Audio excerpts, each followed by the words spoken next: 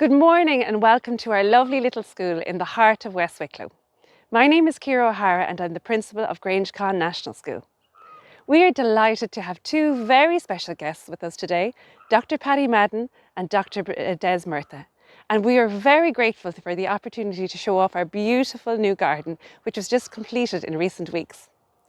Over the past 3 years, we have applied for and received funding through the National Strategy for ESD 2030. And as a result, we have a wonderful space which is used as a play area for planting and growing vegetables and is also our outdoor classroom. Our next goal is to set up a water recycling station. Today, Paddy and Des are going to help us acquire new skills and knowledge to promote sustainable development and encourage us to take more care of the earth. Paddy is going to teach us some very easy and practical tips on how to feed birds during the winter. We all have the potential to bring about change and to encourage a more sustainable lifestyle. It's very important that we nurture the potential within our primary schools. Hello, my name is Linda Dowling and I'm the Deputy Principal here in Grangecon National School. We are a green school. Over the last number of years, with the collaborative efforts of the children, staff and the wider community, we have earned 8 green flags. This is a fantastic achievement. We are currently working on flag number 9 for global citizenship travel.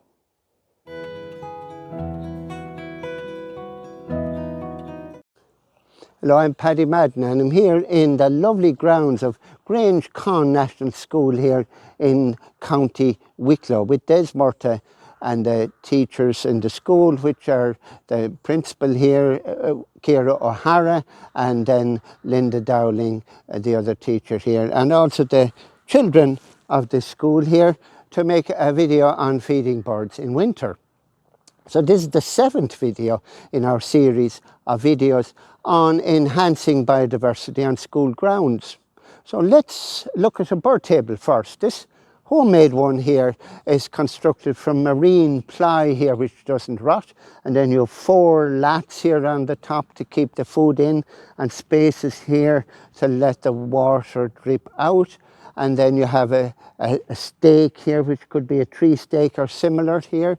And then at the bottom here, it's secured with 4 pieces of wood here, which are 4 centimetres by 7 centimetres by 60 centimetres. And this base is secured to the ground with roll supports, which Robbie here is going to start putting in place. Thank you, Robbie.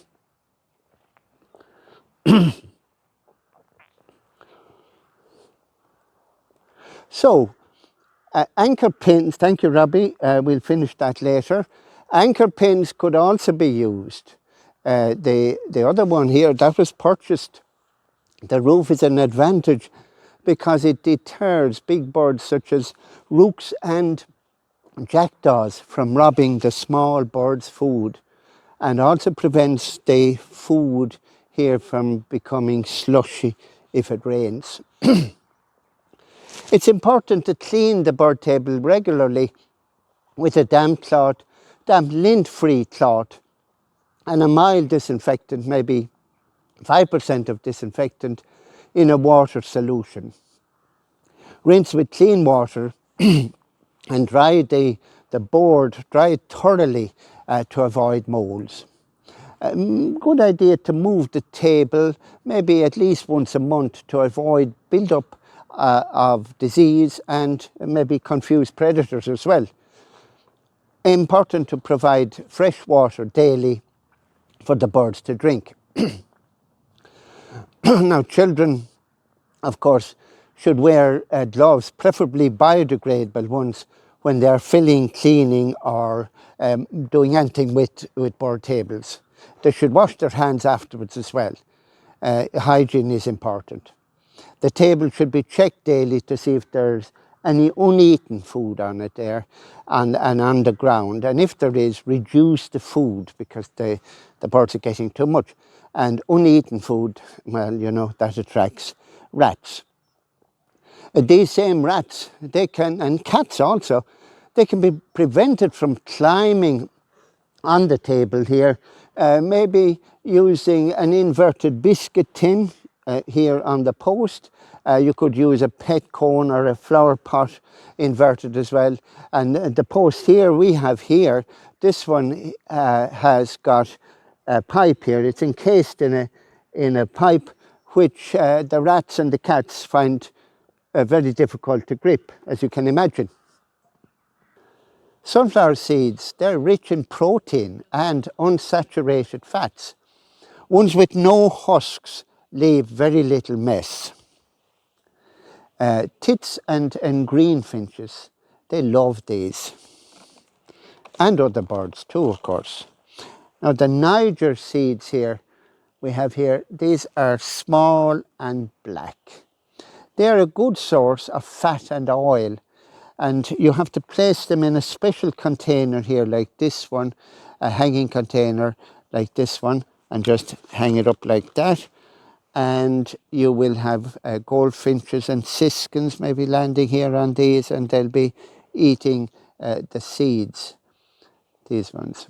So peanuts, they're rich in these ones here. Peanuts, they're rich in protein and fat. They will be eaten by tits and greenfinches and house sparrows and other birds as well. Of course, they shouldn't be used in a school if a school has a nut-free policy, because some children, as you know, are allergic to peanuts. Make sure to purchase ones from a reliable source. Don't use salted or dry roasted ones. The nuts can also be used in feeders as well, like this one here, and they will be eaten by birds.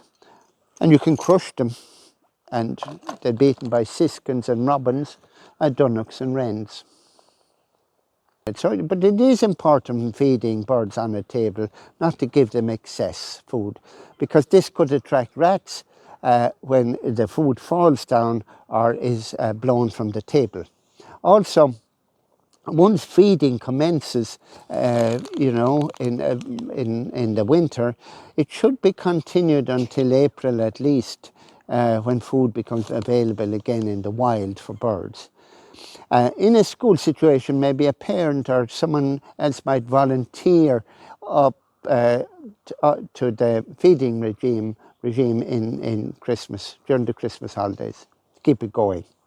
So the school here has set up a lovely bird viewing station indoors here for children to observe and record the birds that visit the feeders.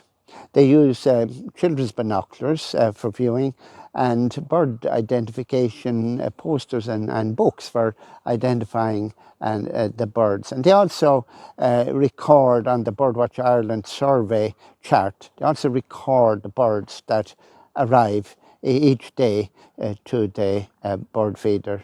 It's an activity they all love and enables them to be bird smart. So, apples and pears, they have a high water content and give birds energy. Cut them into halves and leave them on the table or on the ground. They will be eaten by robins and blackbirds and also thrushes. Grate mild cheese onto the bird table as well, or you can buy it in packets. They will be eaten by song thrushes and robins, dunnocks, blackbirds and wrens. Don't cook the oatmeal. You can put oatmeal on as well, but don't cook it. Then fat, that provides carbohydrates and calories for birds to keep them warm over the winter and give them energy. You see it? Big block of fat there, look. See it? Lard and suet are suitable, but not cooking fat, margarine or vegetable oil. Fat can be bought, especially prepared for birds. Fat can be provided on its own, or it can be melted and mixed with seeds, nuts and fruit and oatmeal. This is an activity for adults only because it entails hot stuff. So we have a link down below to how you can make those fat balls. So the children here in Grangecon, these children here, are now they're going to make bird feeders from apples and sunflower seeds. Each child will be given an apple which will be sliced in half like this by Linda, and using wooden knives, which we have here,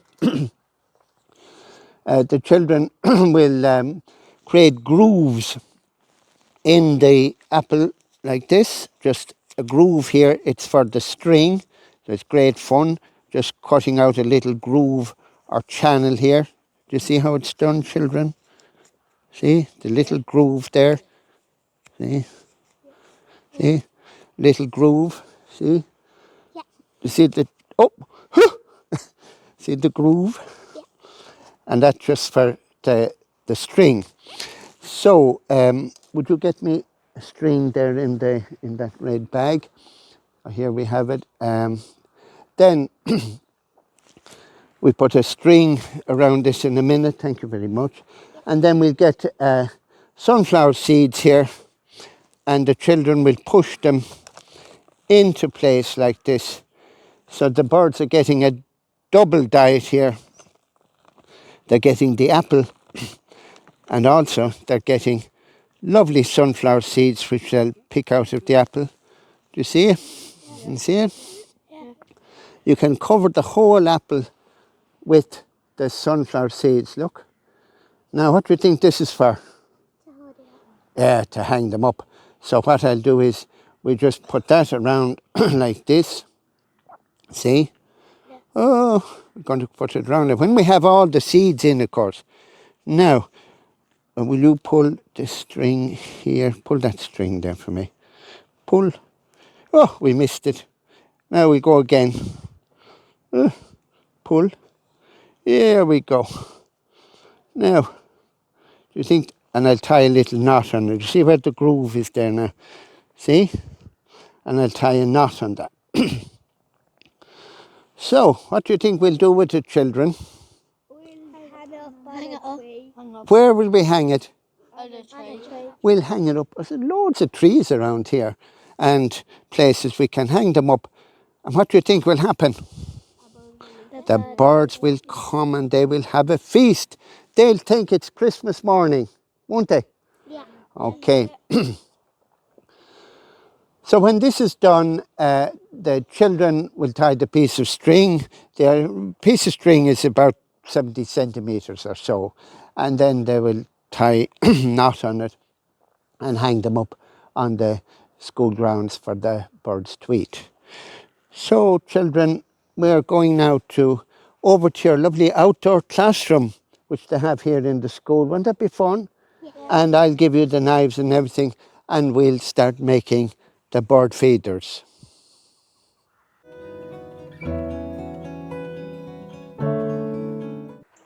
Okay, so we're here at the lovely outdoor classroom which has been constructed here in the school grounds of Grangecon National School, and I'm here with the principal, Ciara O'Hara, who is also going to help the children here if they're struggling with tying knots or any other part of the activity. So children, the great moment has arrived. Off with you now to make the apple feeders for the birds.